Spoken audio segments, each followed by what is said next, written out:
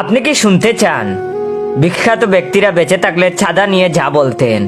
যদি শুনতে চান অবশ্যই ভাইয়ের রিয়েল পেজ ইওর জয়কে ফলো দিয়ে রাখবেন। আর রিয়েল পেজ থেকে ভিডিওটা দেখলে অবশ্যই বেশি বেশি করে শেয়ার করবেন। গুলাম মোস্তফার বলতেন, ঘুমিয়ে আছে সব চাঁদাবাজ দেশ নেতার অন্তরে।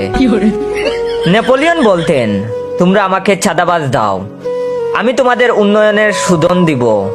কাজী নজরুল ইসলাম বলতেন, আমার যা কিছু মহান ডুপ্লেক্স বাড়িঘর অর্ধেক তার করিয়াছি চাঁদা তুলে, অর্ধেক জনগণের ট্যাক্স মেরে।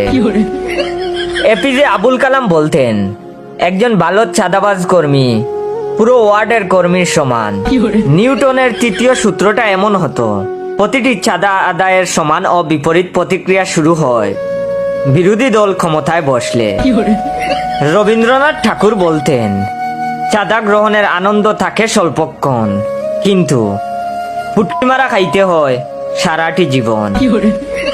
শেখ সাদি বলতেন, একজন নিবেদিত কর্মী আরেকজন নিবেদিত কর্মীকে চাঁদা গ্রহণে বারণ করতে পারে না।